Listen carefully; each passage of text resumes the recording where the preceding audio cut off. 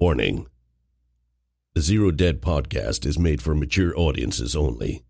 Content warnings can be found in the episode description.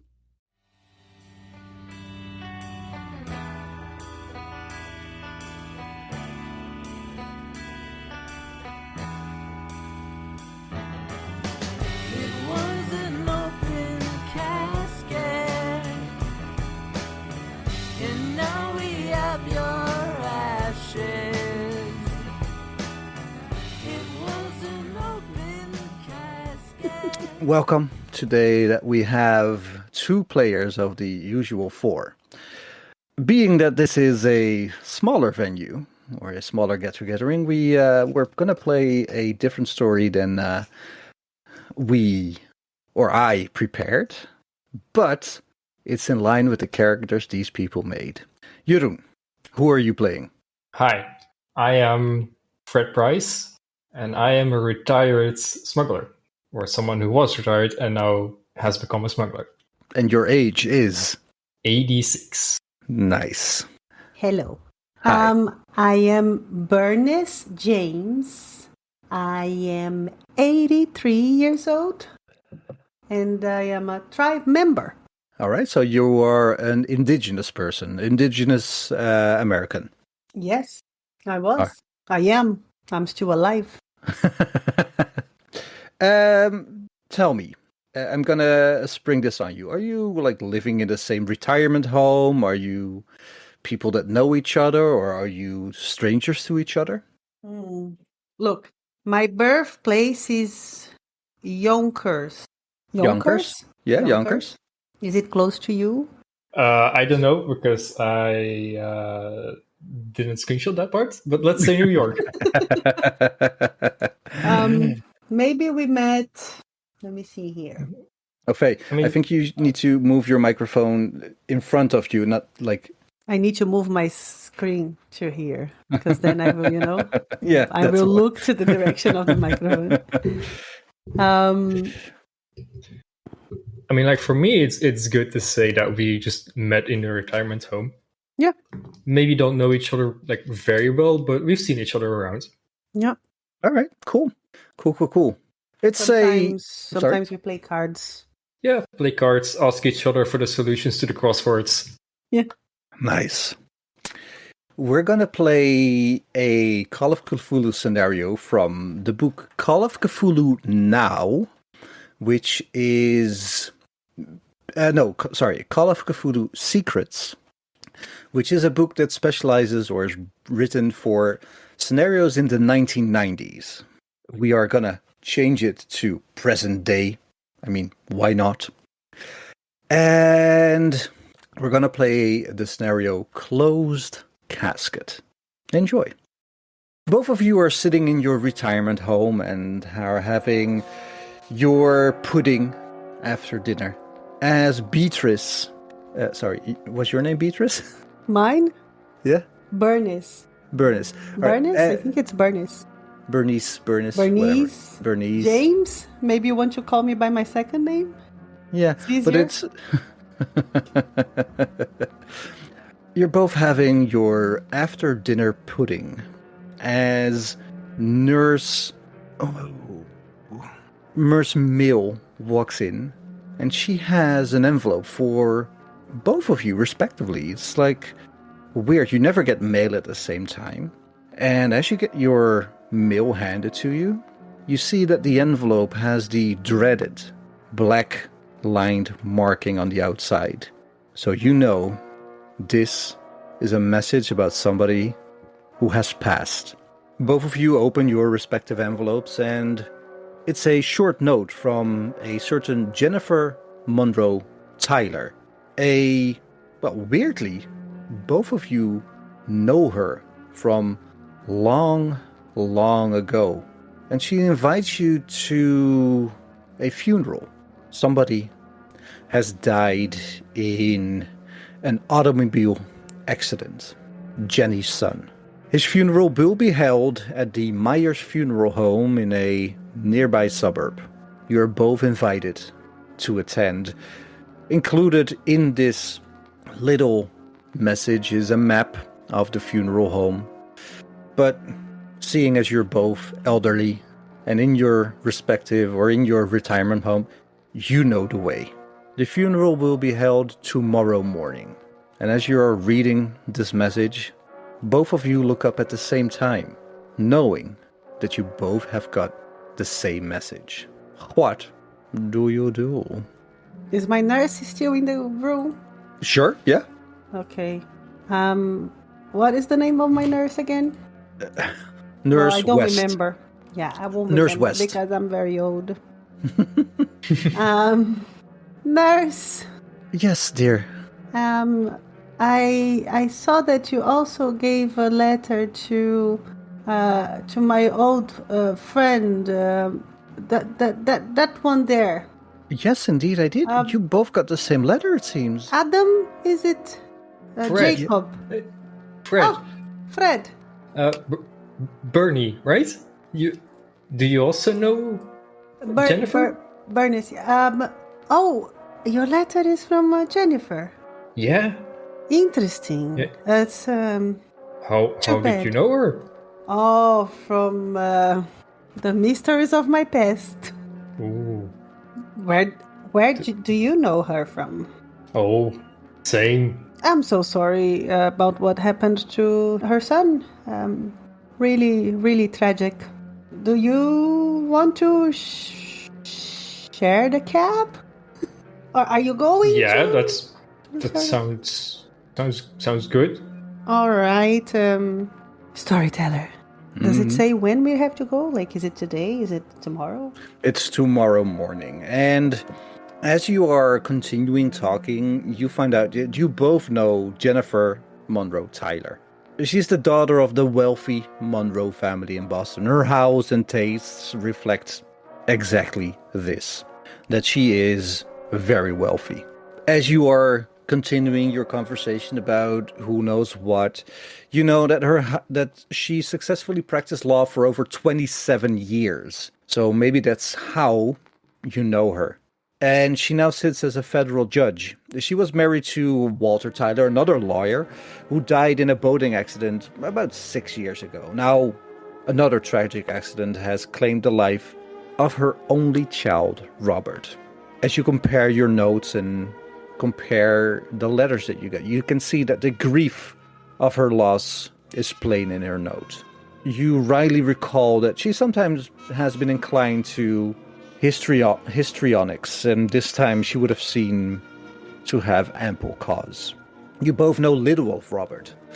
The son was about 13 years old when you both saw him, and what you do remember is that Robert was bright and that he had graduated high school at the top of his class.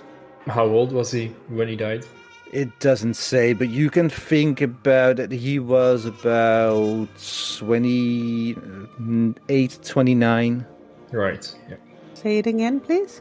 28, 29? Is that right, what I'm saying? Scroll. Adam, I'm going to finish my... Oh. It's Fred. Fred. I'm going to finish my pudding. I see you tomorrow. Yes. Sleep well. Yeah, it's not so difficult to sleep nowadays. It's difficult to know if I'm going to wake up, right? Oh, lucky for you. I wake up at least 6 times every night. Yeah. That old man nightly pee. It's coming for you, Rune. It's coming for you. It's coming for all of us if we're lucky enough. It'll happen to you. Is it me that's out of touch? No. Is there anything you want to do this evening? Yeah, I want to check if my gun is loaded on the side of my bedside table. I have an old gun. You have an old gun. Yeah. That my husband used to have. I know that in the thing says I have a husband, but since I live in the elderly home, care home. Elderly home. Yeah. Okay. I am going to consider myself a widower. Yeah, and you've got like this little Colt 1903 hammerless pistol that you have. Because I'm reading your character sheets, 32 automatic. Oh, 32 automatic, I see. Mm-hmm. So what I do is I finish my pudding. I pass by the table of my fellow friends, and if anybody's already fallen asleep before they ate their pudding, I will sneak it out to take to my bedroom. Isaac is already sleeping in his wheelchair. He's not eating his pudding. It's maybe 1 or 2 bites out of it as he is snoring loudly. A little goblet of drool on the side of his mouth, and he has the spoon in his hand. Okay, she will grab with her own spoon. She will grab the first layer, which would be what we touched. Put it on the plate, and we'll take the rest. But she will try to do it very sneaky. Doesn't want to be seen. Roll me stealth. I will roll stealth. I will roll the 14. What's my stealth? That's 20. So it's under. Nobody sees you. Also, as we're doing this, how about you roll 3d6 for me, both of you? When you say 3d6, is 3 dices d6? Yeah. Oh, nice. Okay. Oh, high numbers. 6, 6, 5. So that's 17. Yeah. I rolled a 10 in total. All right. Multiply the number by 5. 50? 15 Wait, for you. how much did I do? 17, so it's 85. Yeah. Always exposing my math. Yes. Yeah. Yeah, Oh, sounds right. Yeah. Yeah, sounds Yeah, right. it is 85. Yeah, sounds right. Yeah. That's your luck score. Hey, okay. But, okay. Yeah, you cannot really put it in, but just so you know. Okay. 85. So when I get in my room, I go to the bathroom. I remove my teeth. Mm-hmm. Don't need them anymore for that day. Wash my face. Put my sleeping clothes. And before I go to bed, I do open the drawer. Look at the gun. That reminds me of my husband. I read a little bit and fall asleep. All right. Morning breaks. Both of you wake up. Actually, roll me a luck roll to see if now. Both of you, if you survive the night. We should. It's going to be a very short episode. Yes. I will do it just for fun, just to know if I got close. Wait, it's I don't 100, even need right? to roll. I know I will fail. What would make me? What would you say? Die 100? Yeah, Only 100. only 100 for you. Did you roll 0, 0, 0? 30. All right. I For you, Fred, it would be, because your score is 50, it would be 100 as well. Well, I rolled 60.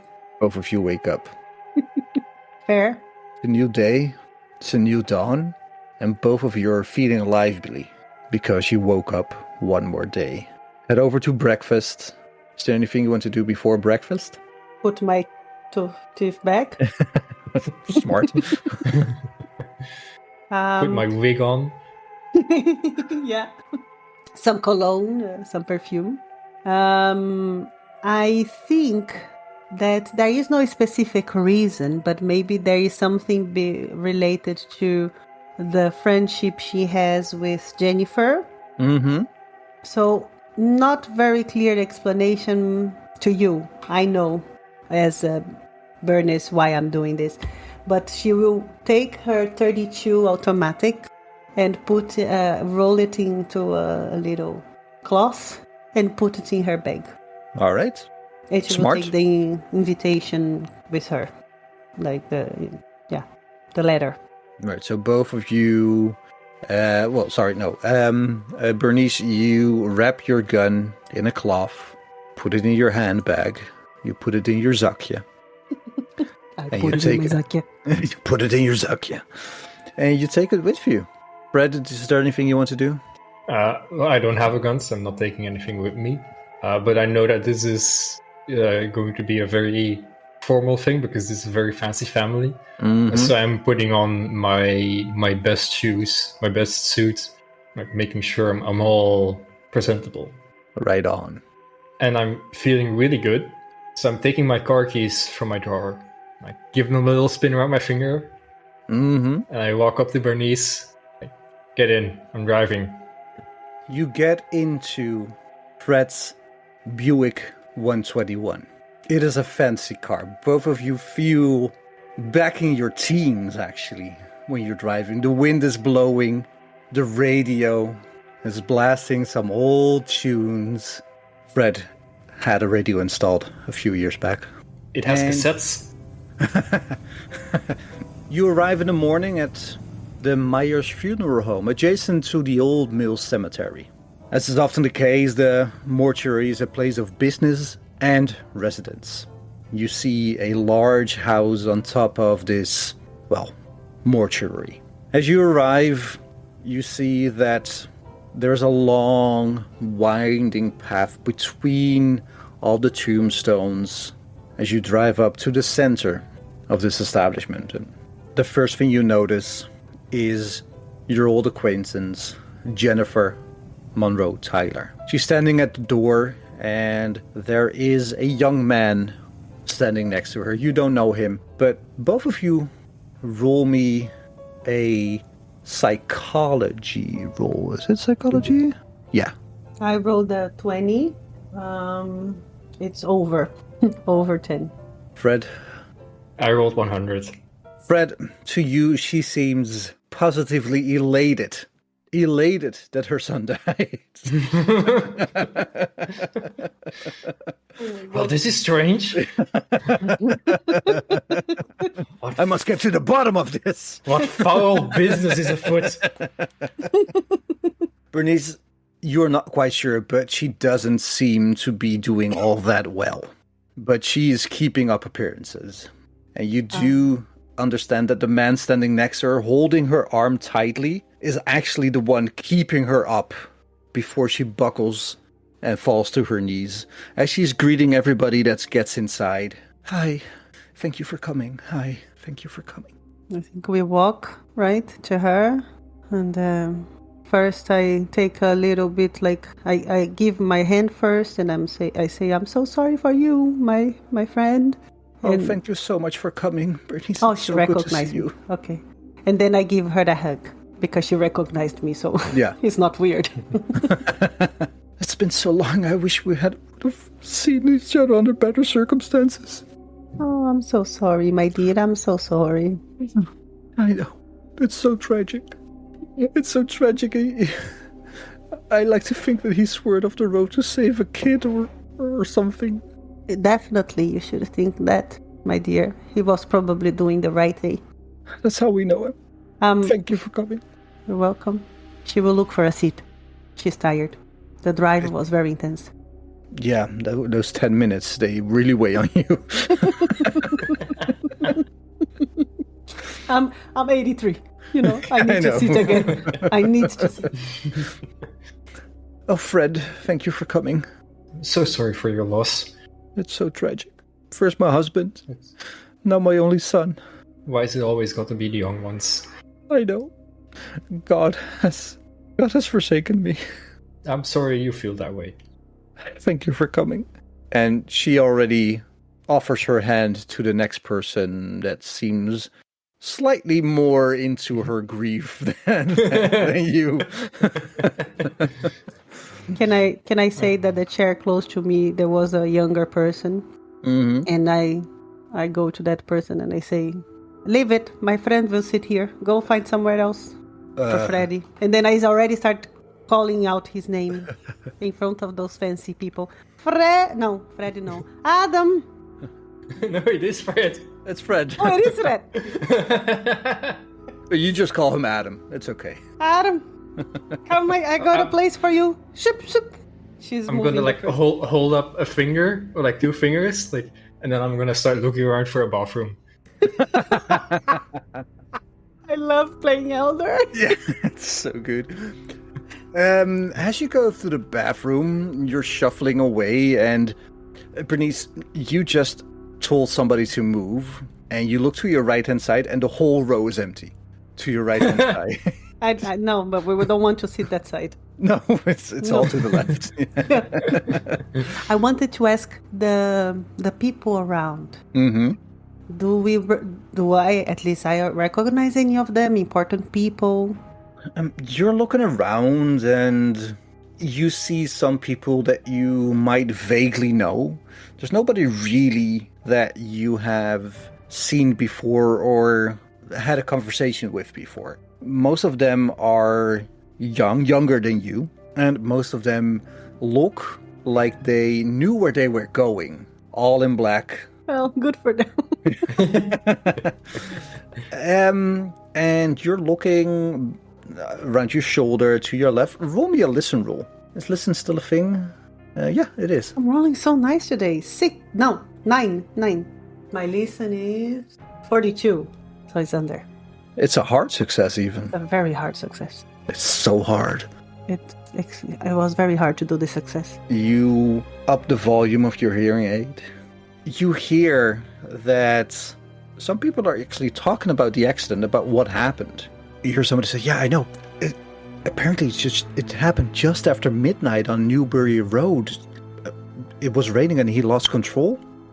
And apparently he skidded into a large elm tree and his gas tank exploded. And somebody says, oh my God, that's horrible. Did they get him out in time, or how is his body? And somebody says, no. Even Mr. Myers couldn't fix him up, so it will be a closed casket. And that's what you hear. Okay, I'm waiting for Adam to come back from the bathroom. As you're waiting and looking around, Adam, what are you doing? Fred. Sorry, Fred. Even I got confused. I convinced you. Fred, Adam. Adam's my middle name. Please, Fred was my father. I think by this point I'm like coming out of the bathroom. Didn't wash my hands, of course. Slowly shuffling my way through the center aisle, looking around for where Bernice was sitting, because I've already forgotten where she was. She's waving and saying, I'm here, right here. You have a seat right here. Hello! I shout from the other side of the church funeral home, way too loudly. Everybody's looking at you. Yep. Both of you roll me a spot hidden. 45 over 30. 42 under 60. Fred, Adam, Price, you are fixated on Bernice where she's sitting, so you're shuffling along. Are you using a cane or are you free walking? I'm using a cane. Remember this. When she goes down, you have a cane, which will act as a baton. Yep.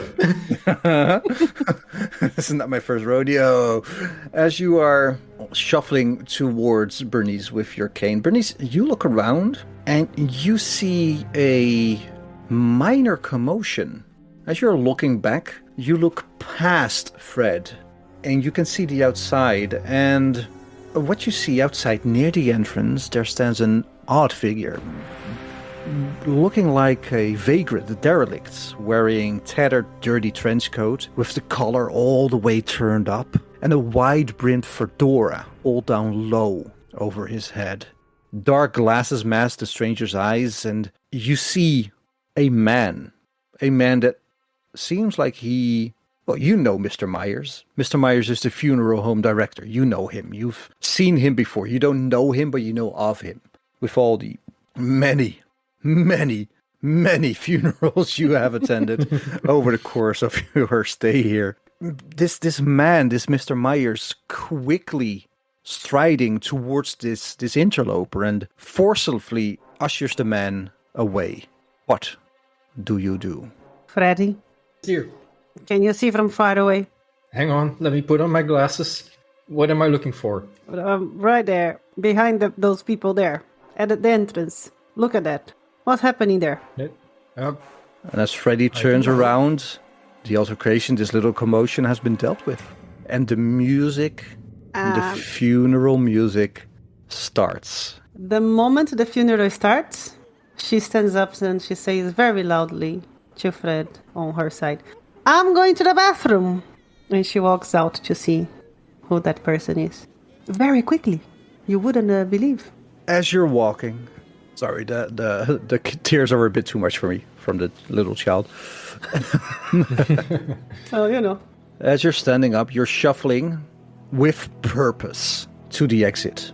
Shuffle, shuffle, shuffle, shuffle, shuffle, shuffle, shuffle. as Mr. Myers gently grabs your arm and says, Dear, the service is starting. Please follow me. She looks at him with fierce eyes and she say, let my arm go, please. He lets go and says, Ma'am, please, it's unbecoming to walk out of a funeral when the service has started.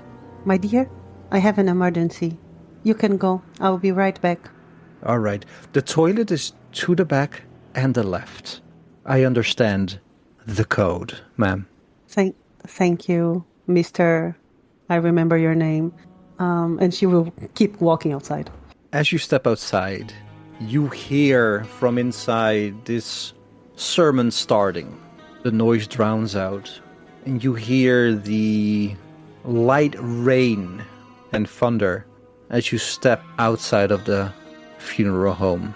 Crows, ravens, perched up high in the trees, and you look around to see if you see this man, this person, but he's nowhere to be seen. Between all the graves, between the tombstones, the mausoleums, you really look, but there's no one fitting the description of the person you just saw. Are there anybody else outside? Is there anybody else? As you're looking, you do see people digging a grave. It's the cemetery workers preparing the final place of rest for Robert. They're close by, or I would have to walk too much to get You would have to walk, and you would get very wet as the rain is picking up. Okay, so I'm going to grab my phone that my granddaughter gave to me.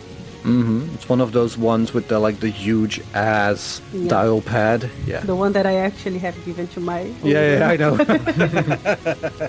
And I'm going to assume I have the number of Fred's phone. Do you have a phone, Fred? I have the same model. We all have the same. Yeah. And I'm going to actually call him. So you grab your phone and try and dial the number. Your glasses get a bit wet, but it works. As the rain picks up, Fred, you're inside, and the service is long. It's beautiful. As the late partner of Robert starts to give a speech how amazing Robert was and how much he's gonna miss him. Roll me a listen roll. 52 under 62. You are listening to this sermon, these people giving the eulogies that you would expect. How amazing Robert was. What a good guy he was. How deeply they're gonna miss him. And as you're looking around, because, you didn't know Robert that well, you're getting a bit bored. As one does at a funeral. We all know. You look around a bit, and your ear catches somebody whispering to the person next to them that Robert was acting a bit strangely the weeks before the accident. And then you hear something that kind of makes your blood boil, not in a, you get angry, but you get uncomfortable. Somebody says if only his mother had understood the signs, perhaps his death could have been avoided. But she was too busy with her career. And as you're turning just to say something about this, your phone rings. Well, it takes me a good 5-10 seconds to realize that it's mine. Yes. Even though it's on the full volume. Yes. So just looking around for who has his phone out right now. And everybody's looking at you. Yep. So I look at the phone. There's no caller ID, but I pick up anyway, and I go hello, slightly whispering, but still very loudly. Very loud. I also want to say that when I called him, I made a video call because I pressed the wrong button. But I also put it in my ear, so both of us are doing video, but we are not looking at each other. We're just... Yeah. And Freddy. I'm holding it to my right ear, but my hearing aids are in my left ear. So you don't. I need to be louder for you. And because of the rain, can I step a little bit inside just so I don't get more wet? Yeah, of course. So I would say that I'm in the right back of everybody. So, Freddy, do you hear me? Bernice? Why are you calling me? My place. Do I still have my place or somebody sat there? Yes, you still have room? All right. How is it going? Should I go in or should I wait here? I think you can come in. I'm already in. Look at it here. I'm in the back. Turn around. Right here. Wave with my phone in the air. With your cane. Okay. I'm going to go there then. Keep my place. Okay. And I will think that I turned off my phone, but I will actually put it back with the call still on. People are murmuring, looking appalled at this conversation between the two of you. And even though both of you are old, people are like, what the hell are these people doing? They cannot be that old. Well, they just don't understand that after 80, you don't care. You just don't care. So After 35, baby. And I'm looking at my phone and like realizing that you haven't hung up, but I'm like, Bernice, you have to hang up the call because you called me. You have to hang up. Now, I thought that I saw somebody, right? Yeah. And now I'm listening to somebody talking to me, but I don't see anybody. So I'm looking around and saying, "What's happening?" Did you talk to me? I will touch the first person on the side of the corridor that I'm going down, and you feel your arm being grabbed again, and you look to your right, and you see Mr. Myers once more saying, "Let me escort you to your seat, ma'am." I will turn to him and say, "Mr. Myers, thank you so much. Thank you so much for helping me." And I will give some taps in his face. And I will turn into a very needy, nice elder right now. And I will walk back to my chair. But I will point out where I'm sitting. I will say, I'm sitting right there. Right there. And the service has come to a complete halt as this whole scene is, playing out. I have a question. Yes. How does my friend Jennifer react to all this? Does she seem upset? She seems out of the world? I was just gonna say she seems annoyed. But you also see that she wants to get this over with. Not in a way that, I'm done with it, but more like, I need my moment to grieve. And this is the first thing in this step. As you are directed to your seat. Both of you give me one last listen roll. 92. 69. Critical success, baby. Nice. 69. Is it? Because it's over. It doesn't matter that it's over? House rules. Yay! As all of you are sitting in your seats and the service, the ceremony continues. All of you line up to pay your final respects to this closed coffin. You shuffle forward, row by row. And Jennifer is standing there patiently, waiting for her turn to say the final goodbyes to her beloved son. You pay your respects to the coffin, put your hand on this pristine white shiny coffin. Tap it once, tap it twice, maybe even put a rose on it, as people do. And not far behind you is Jennifer. And as Jennifer is wailing with every step she takes towards the coffin, the two pallbearers hold her up so she doesn't faint. You see her knees buckle with every step she tries to take. And as she closes in towards the casket, she falls on the casket crying, weeping, telling her boy to not leave her, to please come back And these two pallbearers try to gently lift her off the casket, but she keeps on hanging on. As her hands claw at this casket and her body is being dragged off, the casket topples to the side. It falls off its raised dais. The fall of this casket on the ground, a dull thud as the lid creaks open, and inside you see bricks, stone bricks. Jennifer looks and fades as somebody in the back that sees this says, "The body has been stolen!" And others say, "What happened to Robert?" And I think that's where we leave it for today. Oh shit! Girl. That's really nice. I'm curious. Okay. Will you stop on by before you say goodbye to the world?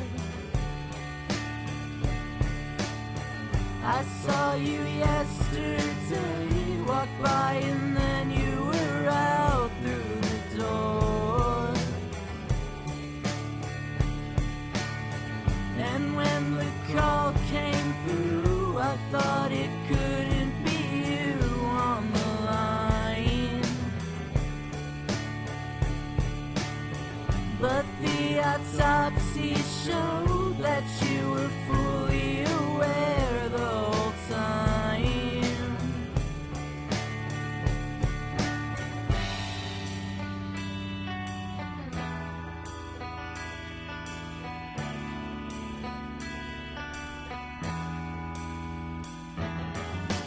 It was an open casket,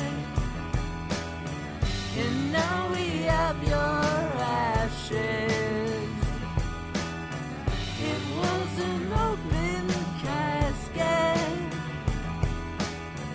and now we have your ashes.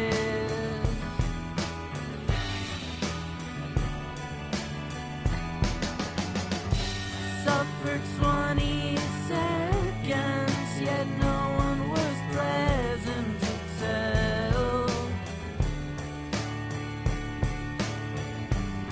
And it's far too late now for you to escape your own hell.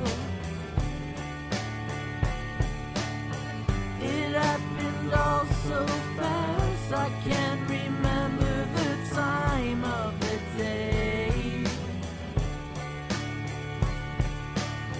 They put you on TV, then everybody remembered your name.